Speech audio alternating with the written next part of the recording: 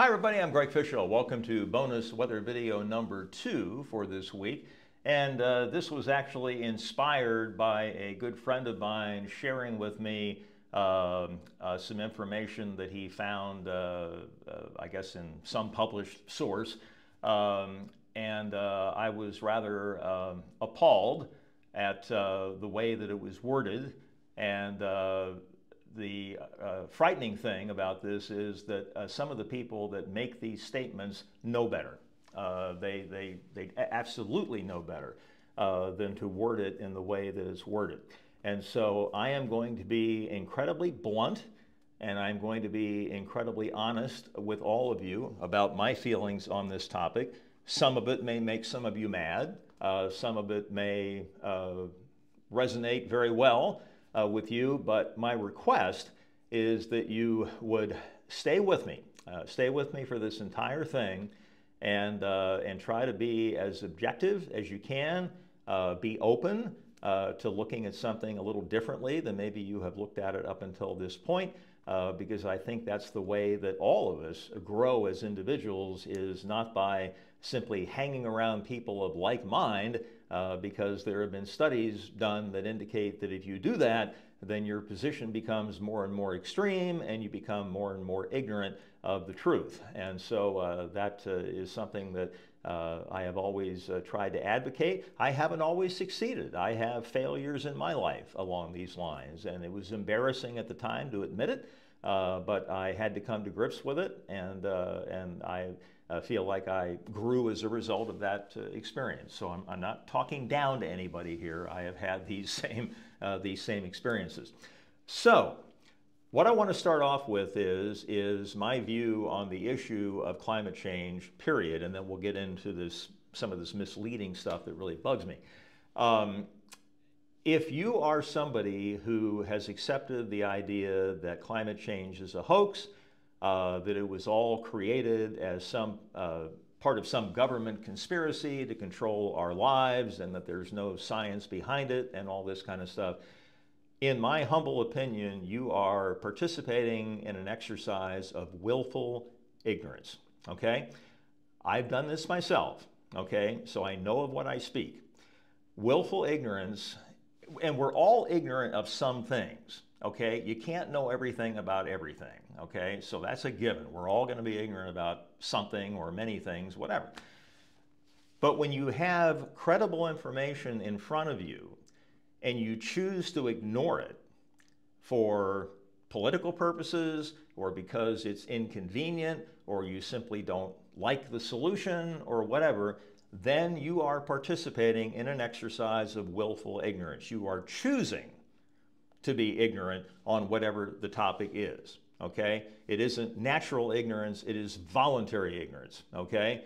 And it's not good. It doesn't serve any purpose for you or anybody around you, okay?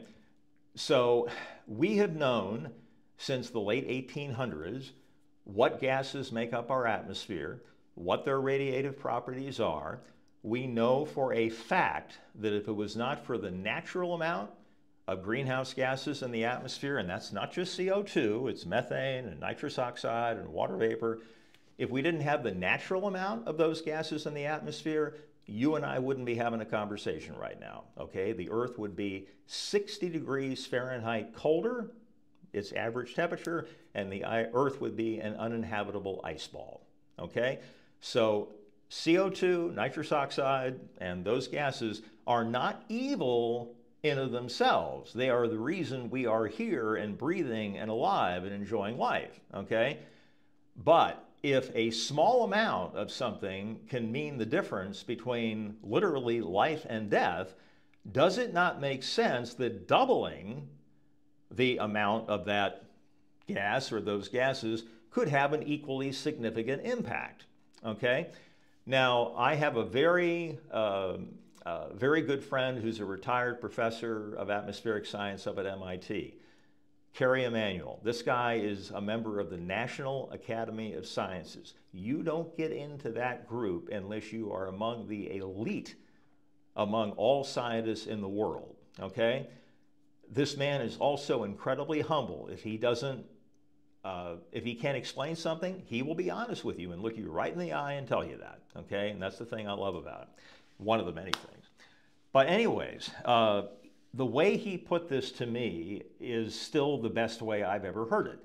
And that is, it all boils down to risk assessment, okay? And we all know what that is. When we get in the car to go to work in the morning, we assess the risk of being in an accident. And most times we accept that risk, and most times things work out. But you do have to be cognizant of that risk and assess it and then make a decision as to what you are going to do. And so, as he has pointed out and suggested many times, if there is a way that we could all get together, okay, as Americans, which is our commonality, right? Get rid of the darn Republican, Democrat, conservative, liberal bull, okay?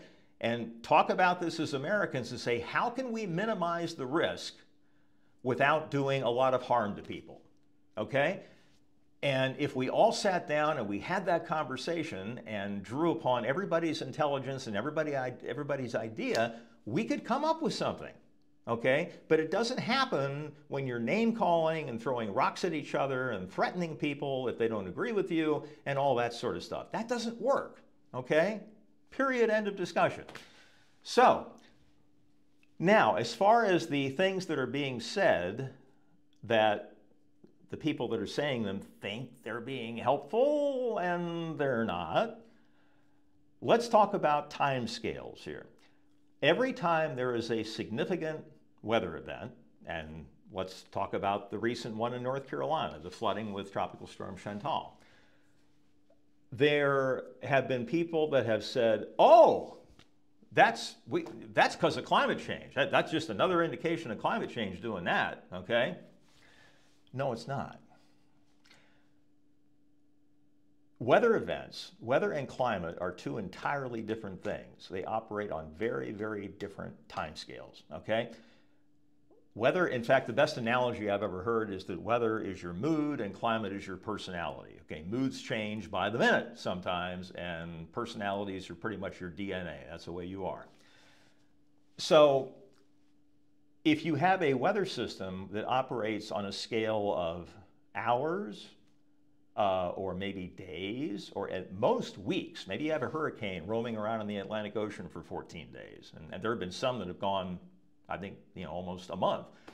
That's the time scale you're dealing with on weather events. Climate, when the normals, the normal high and the lows are calculated for every place in the United States, a 30-year period is what is used for that, because 30 years is the absolute minimum amount of time that is required to be able to assess a change in the climate, okay? 5 years isn't enough, 10 isn't enough, 15 isn't enough, 20 isn't enough, 25 isn't enough, okay? It has to be at least 30. And those 30-year normals are updated every 10 years. So right now we're using the period 1991 to 2020. When we conclude the year 2030, we'll use the period 2001 to 2030, and those normals will come out in 2031, and we'll use those for 10 years, okay? But two entirely different timescales. Climate change does not cause weather events, okay? Weather events will happen anyways, okay? What does climate change do, though? It alters the large-scale environment in which these individual weather systems are operating. That's different than causing it, okay? We all know that the warmer the air is, the more water vapor it can hold. So as the air warms, you have more moisture, a given weather system comes along, lifts the air, and you get heavier amounts of rain, okay? And maybe the threshold for flooding in a certain area wasn't met before, but now that the atmosphere is warmer and it holds more water vapor, then maybe the amount of rain that falls exceeds that threshold and you get flooding. But the point I want to drive home here is that climate change does not cause individual weather systems, okay? It alters, again, the environment in which these systems operate, the systems would be there anyways, but now they're operating in a different environment, and as a result of that different environment, they can end up having different effects. Okay? So that is the main point that I wanted to drive home here, or try to drive home. Now, in conclusion, and this is again a personal opinion, I am very concerned about the state of our country right now, and this is not a political statement. I'm not referring to our president, our two political parties, okay? This is not what I'm talking about here. What I am talking about is the fact that we have become almost a cult-like society where you have people that watch one source of news, and it can be television, it can be radio, it can be social media, and they get all of their information from that one source because that's what they want to hear, okay? And then you have another group of people that they get all their information from one source because that's what they want to hear.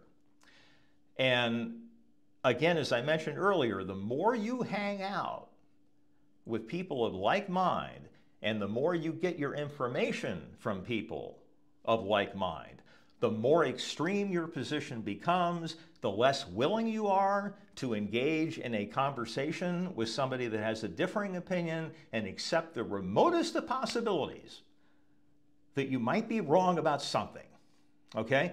Let's say you and I had a discussion about an issue that we knew up front we had different opinions on, okay?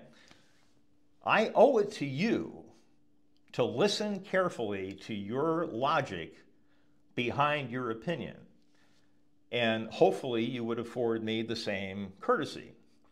I guarantee you, if we both were respectful enough to do that, that we would gain a perspective on that issue by listening to the other person that we did not have before. It may not be enough to change our mind, but we would gain a perspective and an additional amount of knowledge that we did not have prior to that discussion. And right now, there are a lot of people in this country that are unwilling to have that discussion because they have decided, I have all the answers, I'm going to keep going to my source that is going to give me the answers that I agree with and the answers that I like, and anybody that doesn't fall in line with that, I'm just going to disown them. I mean, let's face it, we all know families that have split up over this kind of stuff. It's ridiculous, okay? We are all Americans first, and whatever other loyalties you have, that comes second, okay? And we used to be in a country like that, but we're not anymore, at least not in large part. And so whatever I can do to encourage people to engage in critical thinking. I used to give talks to civic groups like Lions Clubs and Kiwanis Clubs and school groups and that kind of stuff. And one of the talks that I gave was the scientific method is not just for scientists. And here's what I mean by that. The scientific method has 3 basic steps.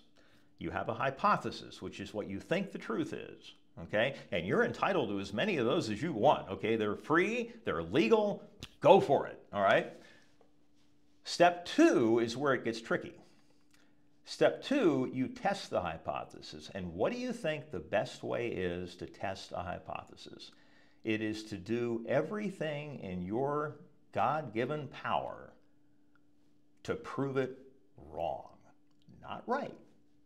Do everything in your power to try to prove it wrong. And only upon failing to do that, do you accept that hypothesis as your conclusion. And even then, you continue to keep your eyes and ears open for additional information that could lead to the disproving of your hypothesis. It's a never-ending process. It goes on and on and on until the day you take your last breath.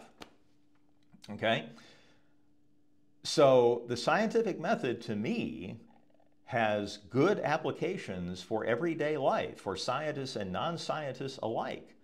We all have to be willing to accept that our hypothesis could have errors in it, and that if we find out that there are errors in it, it is nothing to be ashamed of. It is nothing to feel bad about.